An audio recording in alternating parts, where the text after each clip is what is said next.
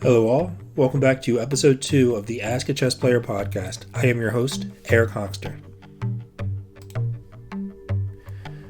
Today on the podcast, we are joined by National Master Evan Rabin, who is the CEO of Premier Chess, a company that teaches chess to over 40 schools and businesses across the country.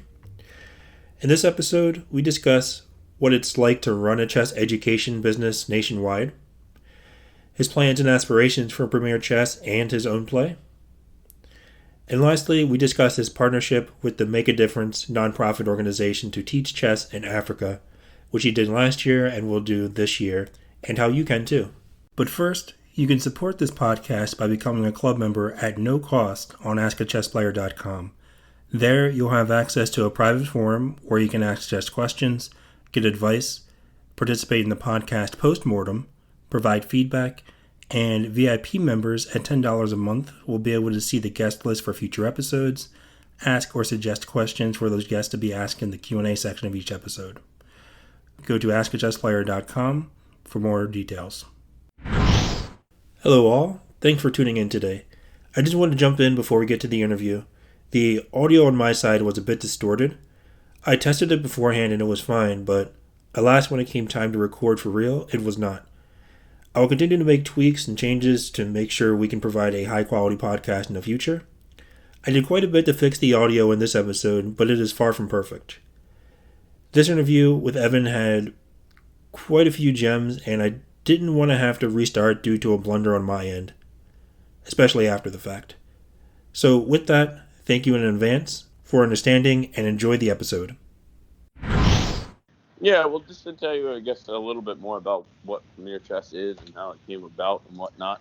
I personally, I've been playing chess since I was 7 in second grade, so it was always obviously a big hobby of mine, as well as, a big interest. Awesome. I had a very, very quick start, basically. I started playing in the Churchill School. Actually, before that, my brother and my dad taught me how to play. And then at Churchill, I had a chance to start and go to the chess club that Shanaz Kennedy was running. I'm really forever grateful, actually, to Shanaz to really get me interested in the beginning. And then actually 2 months later, I played my first tournament, and a month after that, I went to the Nationals in Peoria, Illinois, and pretty much never looked back. Oh, wow. And I've taught chess on and off actually since I was 12. Yeah. When I was 12, as a matter of fact, I wanted to potentially continue with the Churchill Chess Club there, and it didn't particularly make sense because I was like the strongest by far. Sure. And I was actually said, you know what, I'll hire you and you could help us teach. Wow. Yeah, why not? As a 12-year-old. And then I, throughout high school and everything, actually ended up teaching for, her and then a couple other organizers as well. Started to do, camps and everything. Sure. And, basically speaking, I eventually I went to Brandeis for college in Boston. Okay. And studied business and international global studies.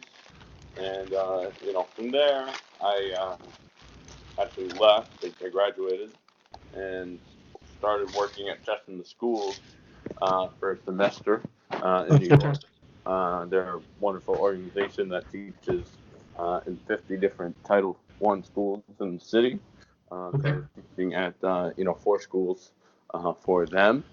And then I left. I went to work at Oracle for 3 years.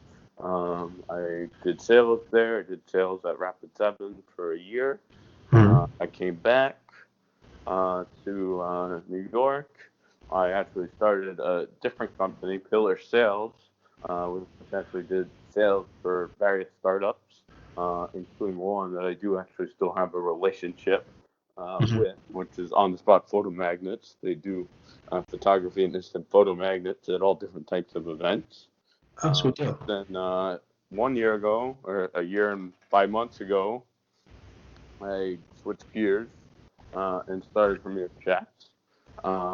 Literally, honestly, kind of crazy, but last July I pretty much did it as, more or less an experiment to see, what would happen within 2 months. And within 2 months, I was in 14 schools. So, I really just, I used my sales skills, I used my, business skills and everything. Sure. Again, within 2 months, it obviously kicked off very, very quickly. I also had like 10 people on my team already. And a year and a half later, in December 2018, time has flown by. We're in about 40 schools at the moment. We also do corporate classes. Right now we're at Kramer Rabin, top law firm in New York, once a month, doing lunch and learns. I'm actually in conversations with another one of the top firms in the city at the moment. A couple weeks ago, we did a big finance event. We're doing tournaments. This upcoming Saturday, we're actually doing our next tournament at Brooklyn Friends School. Fantastic. Adult tournaments once a month Mm-hmm. at ASEAN Thai Cuisine in the city. We're also starting next month doing tournaments at Cafe Poco, thanks to the owner, Sarah Grizzle. That's good. That's going to be on 5th Street and Avenue B in the city. And are these going to be casual tournaments or like USCF rated tournaments?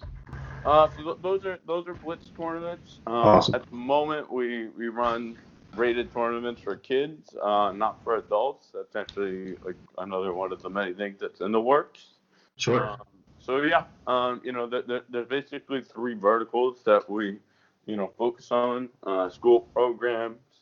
Currently, we're in, again, as I said, 40 throughout the country. I'm based in New York, so that's where like the focus is. But currently, we have programs in New York, New Jersey, Arizona, Texas, and Maine. That's fantastic. States.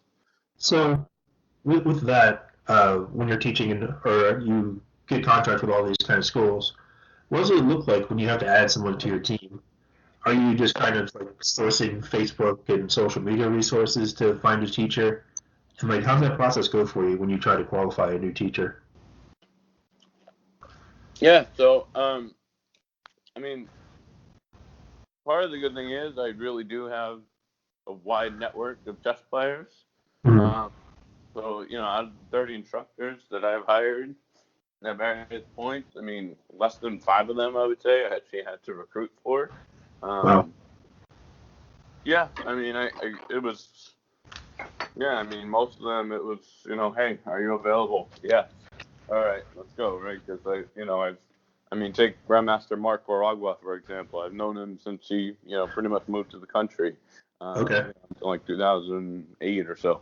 I really, and I seen him teach. I heard all about him and everything. So, Sure. I really didn't have to particularly interview him. And also the Grand Master title kind of stands for itself, right? Yeah, but look, you'd be surprised. There's like more often than not, actually, I wouldn't hire a Grandmaster. Okay. It really, for the most part, look, I do have a couple advanced classes that need to be taught by someone, who's strong. But that said, look, I am a big believer that, teachers should be chess players as well, but, definitely not necessarily that level. Yeah, sure. And it's weird. It's a common misconception, too, that you really need to be some strong chess player to teach in schools. I personally taught in a couple of elementary schools and middle schools myself. And as long as you can get the kids excited about playing the game and, as long as you can at least stay a couple steps ahead of them, then, you're pretty much rocking at that point. But it sounds like, from what I hear, that you've always had this, you said you work in sales, but you've always had this outlook that, you see an opportunity, you kind of go for it, where you kind of try to pave your own way, working with different sales companies, just jumping right into chess, starting Premier Chess, and even, just getting involved in chess and going to Illinois for nationals, after just learning how to play or just getting involved, with chess and everything like that. So how long has it been, because before you started the sales and everything like that, you were saying that you were already teaching chess and everything like that. When did you know that you wanted chess to be your full-time gig or like your thing? I mean, really, since like the beginning, practically, right? It was something that just kind of, kicked off. All of a sudden, like, even when I was that age, like, chess was all I talked about. I remember even, my dad at the time was like, "Oh, it's a little crazy. You're gonna pay all this money and time, and so you get national, and you just started playing this game 2 months ago." Sure. But look, at the same time, like, chess is all I spoke about. Already, all of my friends were like chess friends. All of my friends in the school were like not the people in my class. It was all like the people that were in chess club. Sure. Like, having like play dates with that. So, I mean, look, I didn't know necessarily that this was going to be like my profession. As a matter of fact, when I did work for chess in the schools after, as wonderful of an organization as it is, I was actually mostly there because, quite frankly, I didn't get a sales job in the beginning, out of school. Okay. And it was kind of like, pretty much my backup. So, but yeah, I mean, ultimately, I did it. It was a good experience. I want to be back, but look, I think eventually, it really was my passion. I would say there were two other kind of things that I would say that did somewhat spearhead, eventually starting Premier Chess. Sure. One was actually just a conversation with my grandmother, actually. Huh. She, when she and my grandfather, who passed away, when I was working for chess in the schools, they were actually like, honestly kind of bittersweet about it. I was more than grateful that they paid for college. Yeah. And at the end of the day, they were like, honestly, like if you're, if we paid for college, you could have taught chess without that. Wow. So Yeah. business or something else. Sure. So I eventually I was like, wow, like I felt the pressure to get a job, so I did outside of that. And then eventually, when I was like actually working at Rapid 7, which is a data security company in Boston, Okay. home in New York one weekend, my grandmother actually said, like, why don't you start a chess company? And I actually told her, I was like, wait a minute, but you wanted me to get out of chess. No, I wanted you to start your own company and Wow. really, really well for yourself. Now, did that occur to you So, I mean, before that semester? really, like, pretty heavily influenced me. Wow. And I would say, like, the other thing um, was actually a wedding that I went to. When I was at Rapid 7, I was home in New York as well for a wedding, actually, of Sean Smith and Laura Smith, two chess players. And I actually ran into a lot of the people from chess in the schools that I used to work Yeah. with, at the wedding, because they actually both work for chess in the schools. Sean actually still does and is the manager of school programs. Um, and honestly, just at the wedding, I felt I related to the people there like 10 times more than the people back in my office. Wow. That were, like New Englanders. They were interested in like sports, and they're interested in skiing and golf. Sure. That's what they spoke about. The Red Sox, like that didn't really connect with me. All their dominant sports teams and such. And not only that, I mean, look, people, like honestly, most people are truly in sales, like literally just because of the money. Believe it or not, and this is something that like literally, like some of my teammates at Rapid 7 and Oracle didn't believe. Like, I mean, sure, I was there for the money, and the money is good in sales, but I really was there as a chess player, to analyze these deals, figure out how to get ahead, um, Yeah.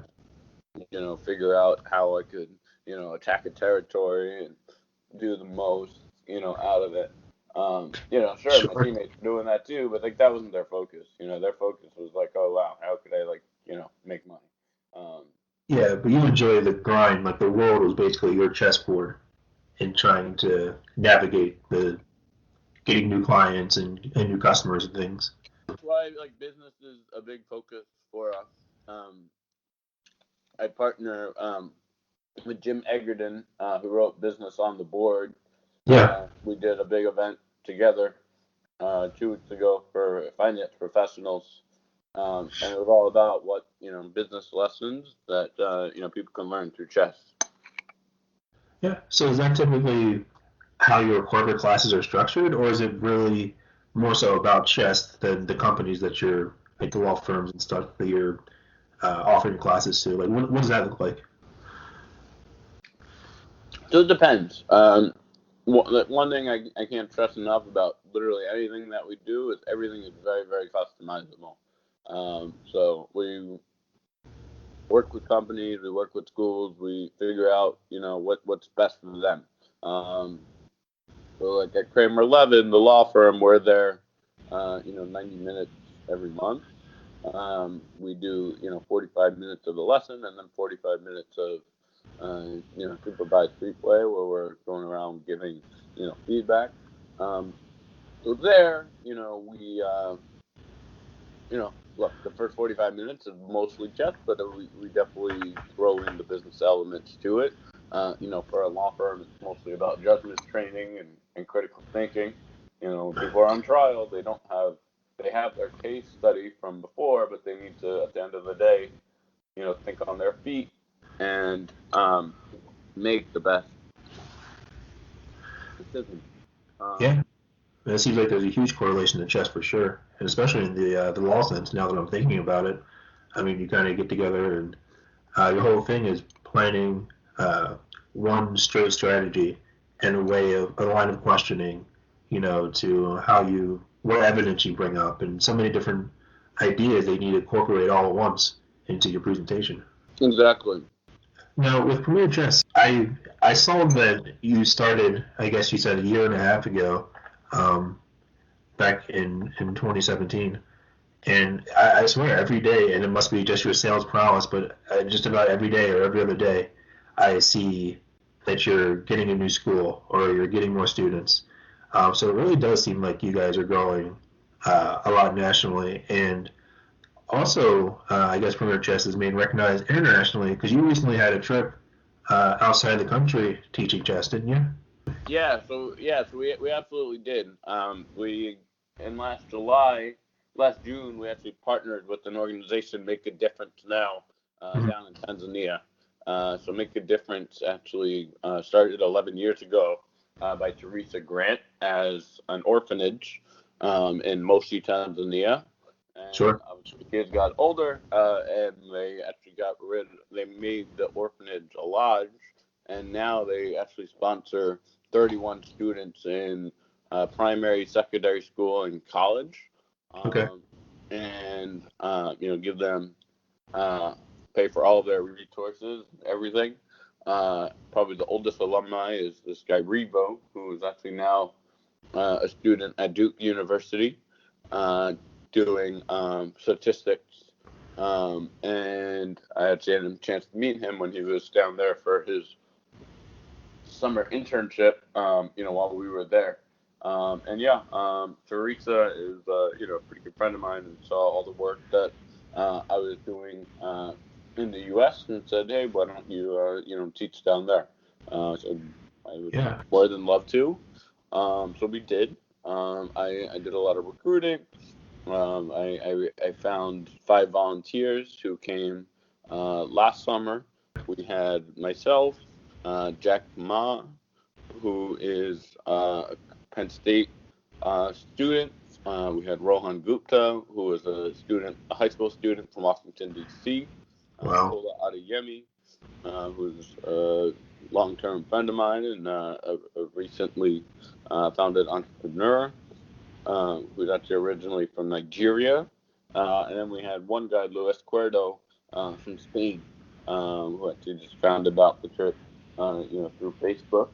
Yes, we had a great team of 5 people. We taught 65 kids. We were there for 6 days teaching, and then we did a safari for 3 days afterwards. Yeah, I mean, it was truly an amazing experience. Kids down there never knew, even what like a pond looked like before this, and now Wow. the culture and the school. We've seen, we've gotten plenty of updates. They're actually every Wednesday they're meeting for chess club, um, and we had a champion and the tournament that we did there. We actually made him, president. So yeah, we're very looking Nice. forward to going back. Right now, we have 3 people signed up, and you can actually see more about it in this month's issue of Chess Life, in which I wrote an article about the trip. And would love to have everyone listening to this who consider joining us. We're going to be there July 11th to 19th of 2019. So if anyone has questions, they could also email me. And that's premierchess64@gmail.com. Perfect. And I'll definitely link that in the show notes as well. But what, if any, one or two things, what really stood out to you about that trip, or what did you enjoy most about having that opportunity to go there? Um, Honestly, just how grateful the kids were. Hmm. The kids down there really were like utopia. The first day, I was very, very nervous. There were 5 of us, but I was the only one who has like really taught chess classes before. Out of the Yeah. 5, and there were 65 kids. And I was like, wow. Like I usually teach 15 kids, 12 kids. Max Yeah. 20, 25. And usually if it is over 20, I'll have like an assistant. So I was Yeah. honestly very nervous. I was pretty good at pretending I wasn't, but extremely nervous. That's And the game, right? yeah, but I mean, look, it turned out to be literally the easiest class I've ever taught in my life. Awesome. Any school here, like, kids are, look, they interrupt. They're, the last thing they want to do is like, play chess. Sure. But yeah, I mean, down there, like, yeah, I mean, I think probably like within the 6 days that we were there, maybe like 3 or 4 times that I once have to tell a kid to, raise your hand or not call Wow. out or, don't walk around, don't, look up, etc. Yeah. But honestly, like, doesn't, I mean, look, we run programs in 40 schools. I actually partner with 2 other organizations and other schools, just on at PS40, and I also partner with Growing Minds at Avenues 2 days a week. Look, in any school that I work at in the United States, there's a lot of distractions. It's honestly, it's the culture. Um, Yeah. and it is. I mean, look, honestly, if an instructor ever tells me like, "Hey, the class went perfect today," and I'm like, "No, you're lying." No, really. I mean, like, look, there are better classes, there are worse classes. I mean, look, Sure. I was in one of my schools yesterday, and honestly, I was very pleasantly surprised, relatively, how the class went. The school today, PS40, again, hopefully, it'll go well. But I know it's not going to go as well as Africa, right? I'm just, and by the way, like, I've even, when I was actually teaching in PS40 last week, the kids, were acting up just a little bit. Yeah. And, I actually used the article as ammo. I took out the article and I took out the magazine. I was like, oh, what's special about this magazine? Like 1 or 2 of the kids, who play tournaments, they were like, oh, that's Chess Life. And I'm like, what's special about this issue? They're like, oh, I don't know.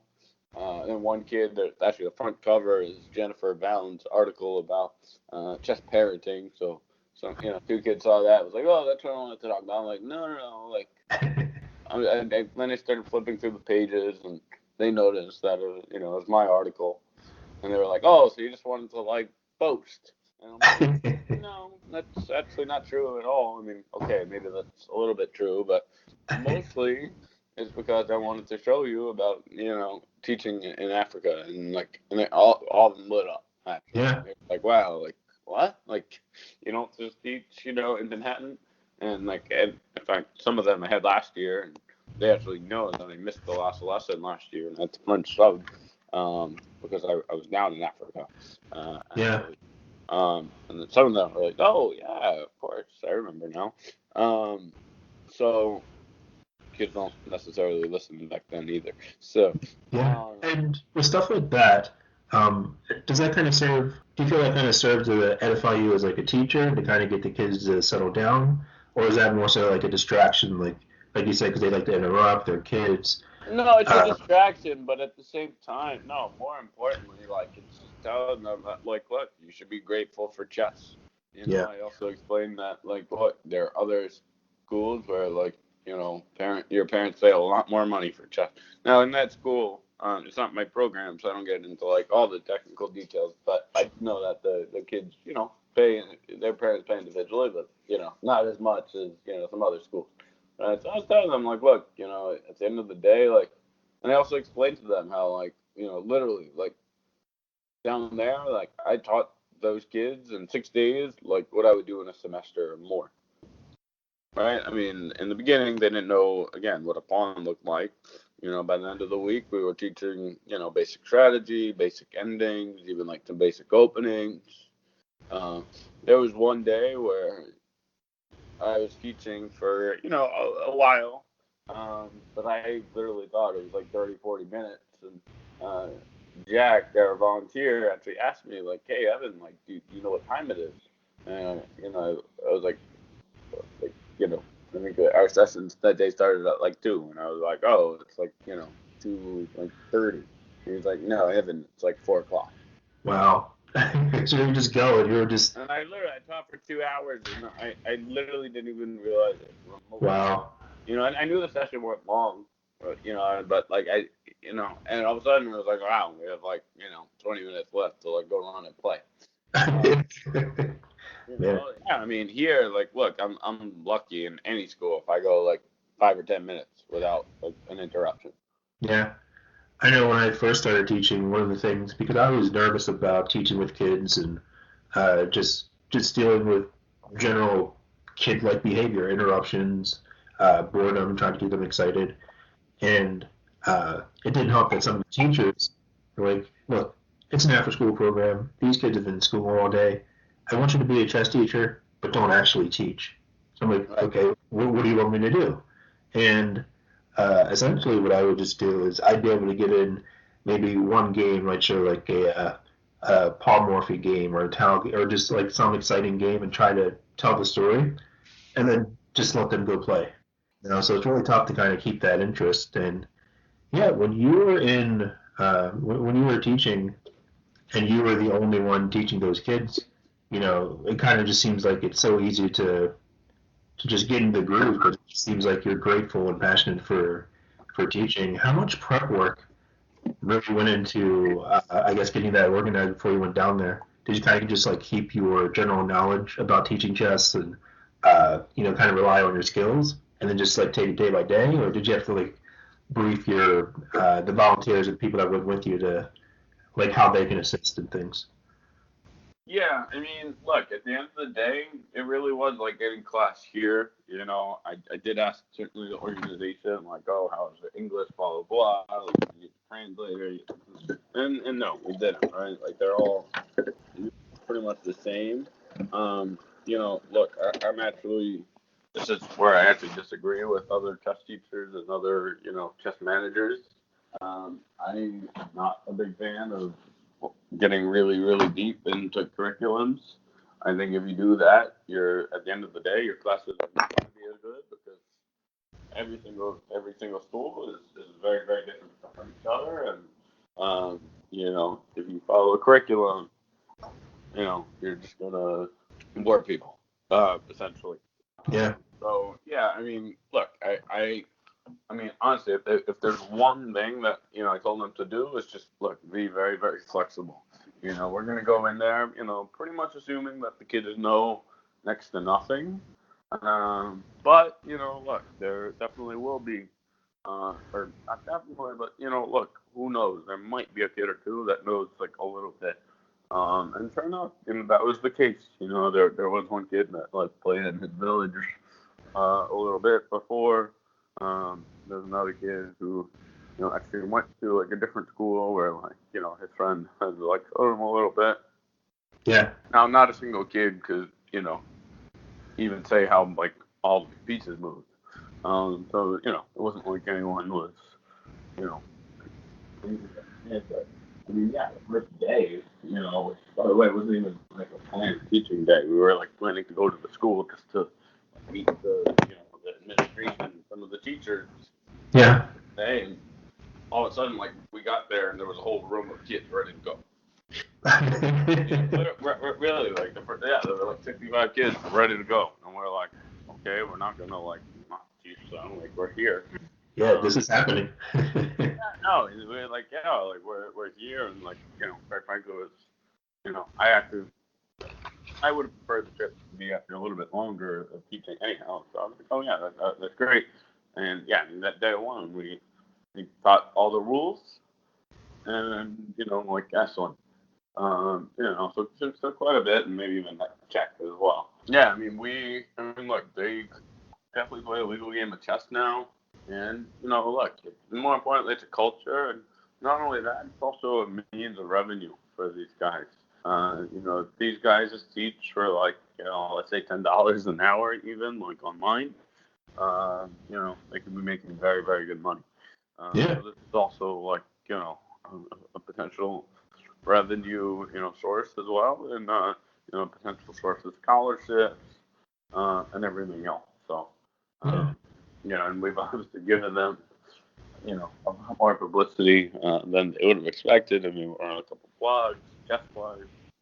Yeah. We're going to be in a chess-based magazine article as well. And, awesome. So, yeah, there's definitely, a whole lot to it there. Yeah, and you can really hear it in your voice, Evan. I can tell when you're teaching, like you said, you prefer not to teach from a curriculum, but you really teach from the gut and teach from not just things that you know, but the things that you feel. And I gotta say, there were a couple of things that you said that kind of went against the grain from conventional, I guess, chess as a career, right? So not only there's a lot of naysayers who say, oh, it's a lot safer. I'm just going to play chess through college, and they may be like a national master, FIDE master, and they just kind of stop and pursue other careers, and that's fine. But I think a lot of people do it because it's not secure, but that, but you're willing to kind of tread that water, give other people the opportunity to take those risks, right? And it's got to be a really good experience overall for all those involved. Absolutely.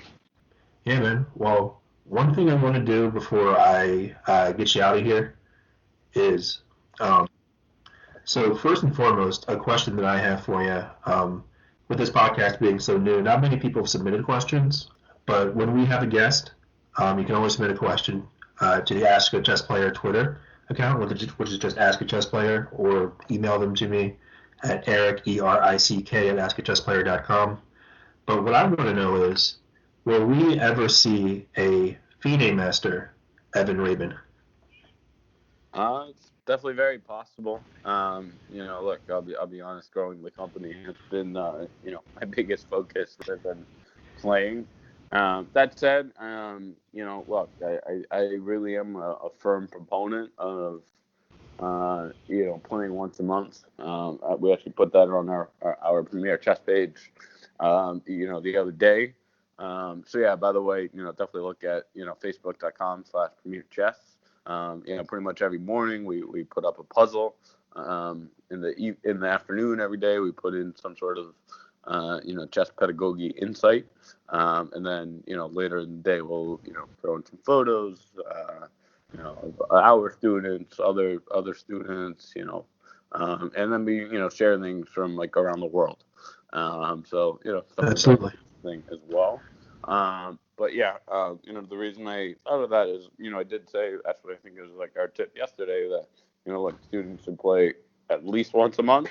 And if not that, at the very least, every 2 months. Yeah. One tournament. So, look, honestly, I would feel a hypocrite if I didn't do that myself. So, yeah, I definitely have been, actively playing. I played the National Chess Congress 2 weeks ago. In September, I tied for first in the Brooklyn Championship. By the way, the U.S. Chess Tour also has its next tournament this weekend. December 7th and 9th for the Brooklyn Championship to be held in Manhattan. So they're doing a championship for every borough, but they're all in Manhattan. But yeah, that's this weekend as well as our tournament, the Brooklyn Friends Tournament on Saturday. So yeah, I mean, look, I tell students to play, so I kind of feel obliged to do the same. Really. Sure. So, yeah, it's definitely very feasible, and it's a work in progress. Yeah, and I know one of your things that I see online and everything is that you posted about when you won USA Team East a few years ago. I guess it was in 2007, was it? Yeah, so more bigger highlights of my chess career. Absolutely. In 2007, I was the captain of the winning team of the United States Amateur Team East. Yeah. 350 teams. I was playing that year with FIDE Master James Critelli, Nick Panico, Evan Turtel, Alan Cantor, and myself. And we were actually on the cover of Chess Life in 2007. Now, do you think you'll get together with your super team of chess teachers over at Premier Chess and put together another team in the future to try to go again? Yeah, we're actually working on that. This year, our team is not 100% finalized, but we're actually teaming up with American Chess Equipment. So American Chess Equipment, run by Shelby Lorman, is our main supplier and a great company to work with. Sure. So I'm actually teaming up with Shelby, Bob Holloman, and someone else. So actually, if anyone here is, we're looking for a board one, actually, like a 24,000-2,500 to, get in the driver's seat. So, yeah. Play, let us know.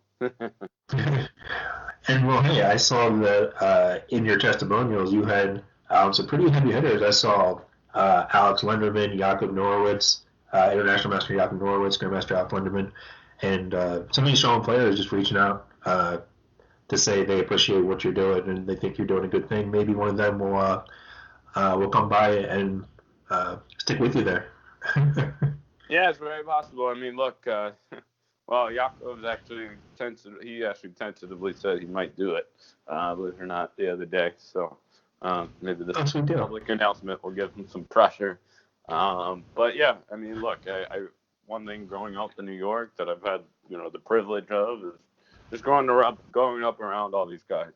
I go to tournaments outside of New York, and people are like, "Oh my God, I'm playing a Grandmaster," or something like that. I'm playing an IM, and I'm like, I played like 2 Grandmasters every week growing up, at the Mark. So, yeah, I mean, look, I now have like 13 draws against GMs. There you go. Kind of one of my bucket list items, if you will, is to actually beat my first GM. So I, drawn Paragua. I'm not sorry, I have not drawn Paragua. I had a better positioning at Paragua, but I lost. Kudrin, I drew Road a couple times. I drew Zelensky, I drew Zoria, I drew Kashiashvili. Others, but I've yet to beat a Grandmaster. So. Well, that means if you're drawing Grandmasters at the very least, that means we should be looking for International Master Evan Rabin at some point, right? I'm just going to keep raising the bar. Evan. But yeah, I know you have a bunch of things to do on a busy Thursday morning here, and I'll go ahead and get this edited and posted up. We have episodes put up every Wednesday. Now, you kind of plugged in a little bit, but well, actually, before we get into the contact information, I just have one more question for you. Please.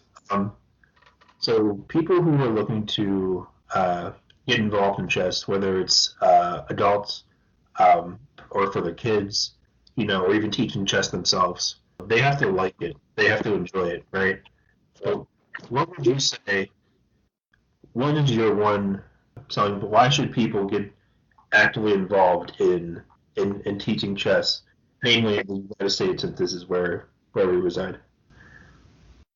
Yeah, I mean, really, it's just because of the business and life lessons that you could learn through our game. We actually recently got a new tagline, which is business and life through chess. Awesome. Look, we really are a firm believer about that. We teach preschool to senior citizen. We teach in a couple preschools, and we also teach at a nursing home once in a while in New York. Wow. So, yeah, at any level, like there's a lot of other, skills that people learn, through the game, really for everyone, from, preschool, it's a matter of, coordination, healthy competition, getting kids to, cope with, winning and losing and whatnot.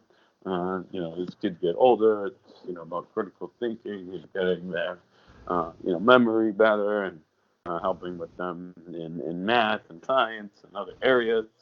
And then afterwards, as people get into, middle school and high school, it definitely helps with their, test scores and everything. Absolutely. Physics and science, other areas. And then people look as they get into business, it's again, as I said before, about judgment training and critical thinking. Finance people need to know how to, mitigate risk, right, on the chessboard. And this Yeah. is Megerton talks quite a bit about in his book, Business on the Board. Is, on one hand, you need to, protect your king and mitigate risk, but at the same time, you need to, go out and attack. I was going over a game with the student yesterday where his opponent played the Nimzo-Indian. And, Sure. My student played Bishop D2 against Bishop B4. So I'm like, why'd you do that? Especially when I taught him actually a couple other, systems to play against. Yeah. Remember that? And he was like, oh, because, there was a pin. I was playing someone who was, a little higher rated than me, a little stronger than me. Mm-hmm. I needed to, kind of break the pin, basically. Right? And I explained to him, I'm like, look, this, and it's passive, right? It's passive. You're mitigating risk. You're breaking the pin. You can't double your pawns, etc.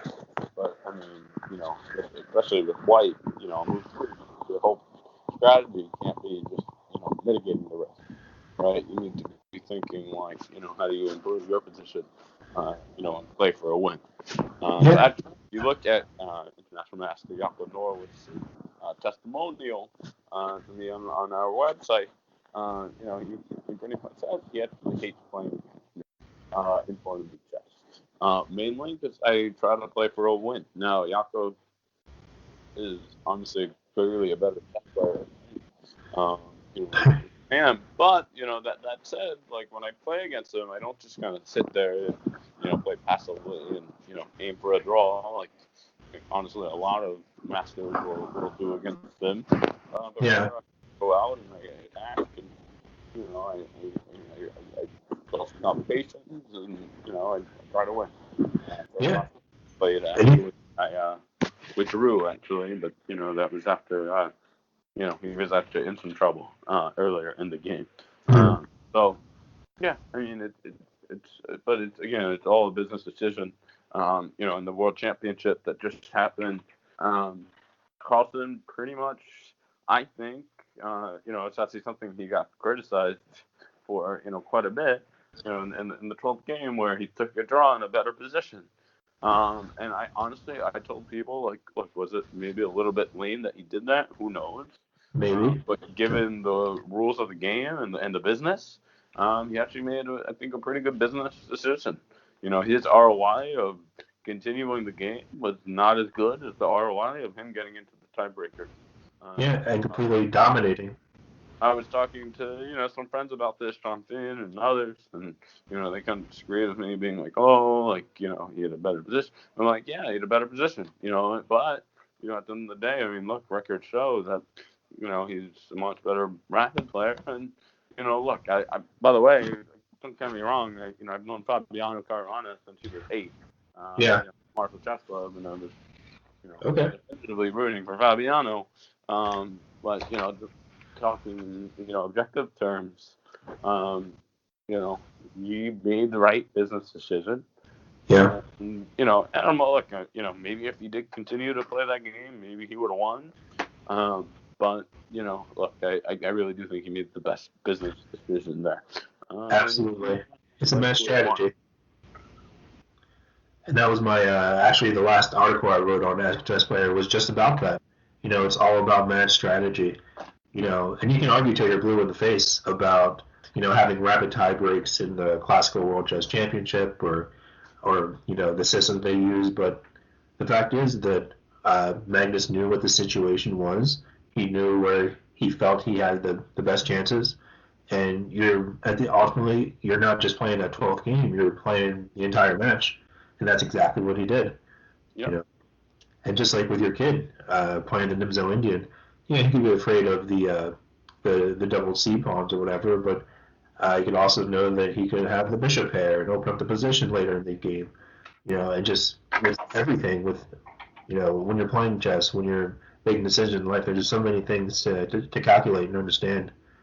It's almost never ending, and I think that's one of the reasons why some of us play chess. That way, we can have that.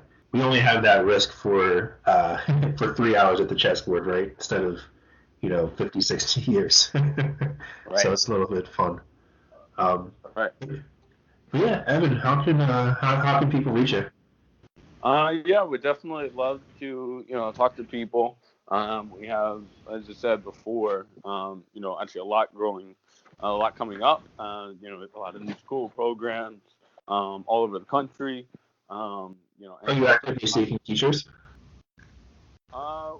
We are. I mean, look, we're always hiring in a sense. I mean, look, I believe it or not, I have a goal where I pretty much want to get a new school program every week. That's really one of my top goals. So, yeah, I mean, we're always looking for teachers.